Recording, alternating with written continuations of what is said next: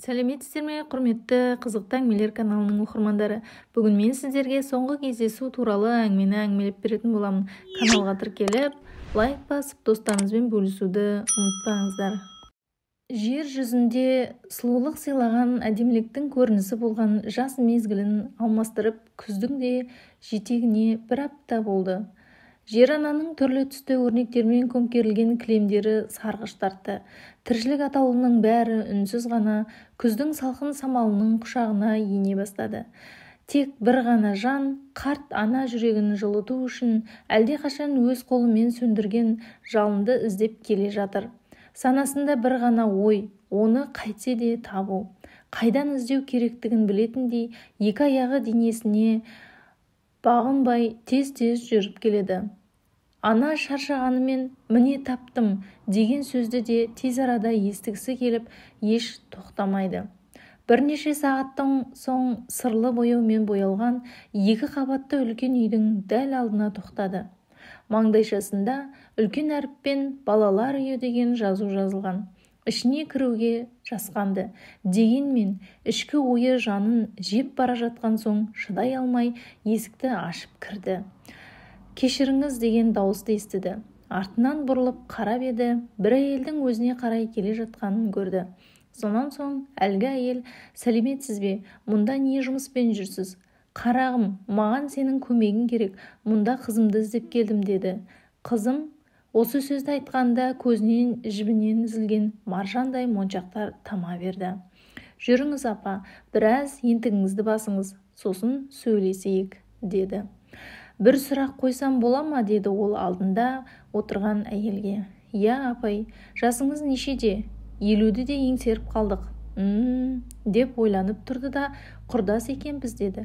«Түсінбедім» деді әйел таңырқаған дауыспен. «Мен де өзіңіз сияқты 50-дегі әйелмін. Мүлде ұқсамайсыз.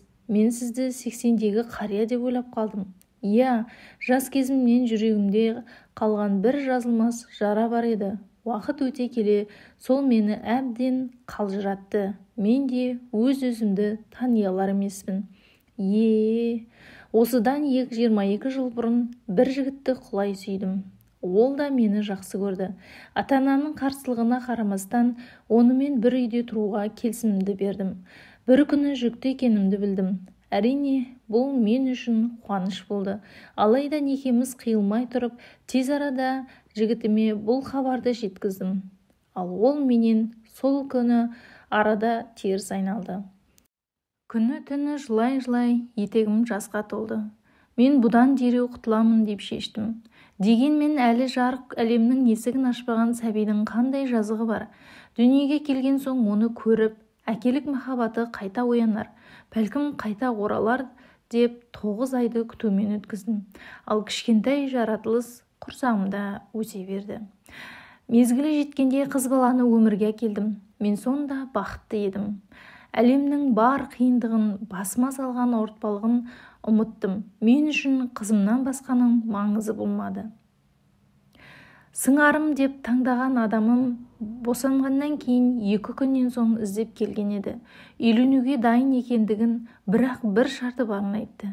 Не менімен ілесіп жүр, не баламен қал, екеуінің біреуін таңда деді. Ал мен өмірлік бақытты таңдамай, бір сәттік бақытты таңдаппын. Сол кезде сәбиімді осы балалар үйінің алдында бір қызға беріп қаша жөнелгем. Алла сол үшін мені ана болу бақытынан мәңгілікке айырды. Әрі отбасымызда ұрыс керіс, жанжал өрши берді. Бір күні ажырасып, өз жолымызбен кете бардық деп еңкілдеп жылады. Тоқтаңыз, сонда аппақ жөргекке оралған, білегінде Әмина деп жазылған бір жапырақ қағазы бар қыз сіздің қызыңыз ба? Сол кездегі жас қыз. Екеуі де бір-біріне таңырқай қарады.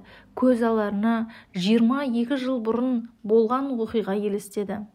Бөлме ішіндегі үнсіздік орнады. Тек сағаттың тырс-тырс еткен дауыс естіліп тұр. Бір кезде балалар үйінің қызметкері құжаттар жиналған сөреден бір конвертті алды да, таныс та, бейтаныс әйелге ұсынды. Сіздің қызыңыз гүлдей сұлу болып өсті. Ол мұндағы бар баладан ерекше еді. Күні-түні балалармен ойнамай, терезе алдында әлдекімді күтіп телміріп отыратын. әлі де күтіп келеді. Олай дейтін себебім, бұл жақтан кеткен соң ол әр жексенбі сайын осында келіп тұрады. Bir күні осы конвертті ұсынып, мені біреу іздеп келсе, осыны бересіз бе? Әрине, егер келсе, деп тапсырған болатын. Аманатқа қиянат жасамайын, мұны өзіңізге ұсынып тұрмын. Рахмет, көп-көп, деп жоқ іздеуші әйел қолы дірілдеп конвертті алды. Саябақ іші айнала тып-тыныш. Әшейінде мұнда адам қарасы көп болатын. Ананың қайғысын сезгендей, оны оңаша қалдырыпты. Ана осынау сөзде қаншама ұлылық, жылылық, мейірімділік бар. Адам осы өмірде болғанына шүкіршілік ету керек дейді. Дегенмен ата-анасы бар адамдарға қызғана қараймын. Қандай бақытты. Менің де бақытты болуға толық құқым бар емес пе? Не үшін мені бұдан айырды? Кейде өзгелердің жетім қыз деп қолдарын шошайтып, мүсірге қарағандарына жанымның қалай оратынын сезсеңіз ғой. О, Алла, не үшін мені анам тастап кетті? Оның жүрегі жоқ па, әлде бауыр ма, тас па? Егер оны кездестірсем, осы сұрақтың жауабын алғым келеді. Анасына деген сағынышын ішіне толған өкпе назын ашу, ызасынан ақ парақ қаламмен емес, көз жасымен жазған секілді. Дұрыс айтасың құлыным, мен безбүйрек тас бауыр анамын. Тіпті ана деген ұлы атқа лайықты емеспін. Хайуан екеш хайуан да өз баласын қараусыз қалдырмайды емес пе? Сенің алдыңда бұл сұрақтарға қалайша жауап беремін? Мына Құдай атқыр анаңды кешірші, деген зарлы үні бар әлемге естілгендей болды. Тіпті ананың көз жасына шыдай алмаған табиғат қосыла жылады. Тоқтамай жауған жаңбыр үсті-үстіне үдете түсті. Саябақта жалғыз отырған әйел денесінің қылшылдап тоңып бара жатқанын еш сезбеді. Bir кезде жаңбыр басылды. Жоқ, басылмады. Bir қыз қолшатырмен мұны жауып жаңбырдан қорғап тұр. Басын көтеріп қарағаны сол екен, қақ алдында жас кезіндегі өзін көрді. Өзінен аумайтын қызды көріп, қызым деп ойлап қалды. Кейін бұл ойыннан дереу айынды. Жоқ, жай салған айтқаным ғой, сол себепті ойлап қалғаным ғой. Адам адамға ұқсай береді емес пе? Bir кезде мойнындағы жүрек пішінді қалға көзі түсті. Оның да қызының мойнында дәл сондай жүрек пішінді қал болатын. Мүмкін емес, бұл менің туған қызым болғаны ма? Әйел енді оның бет жүзіне ұзақ қарады. Расында да жас кезінен аумайды. Осы қаншама жылдан соң көргеніме қатты қуанды. Рахмет қызым деді. Алғаш рет өз қызына қызым деді. Оқасы жоқ апай, деді де қыз қолшатырын бұған ұстатып жүрге берді. Амина дегені солақ екен, тыңдап тұрмын, деп жас қыз артына бұрылды. Жә, ештеңе емес. Әйел ары қарай ештеңе айта алмай тістеніп қалды. Ал қыз болса, одан алшақ боп бара жатыр. Мен енді не істеймін? Не істеп тұрмын? Оны әзер көрдім емес пе? Енді қалай оған бір тіл қатпай қаламын? Ең болмаса құшақтап мауқымды баспаймын ба?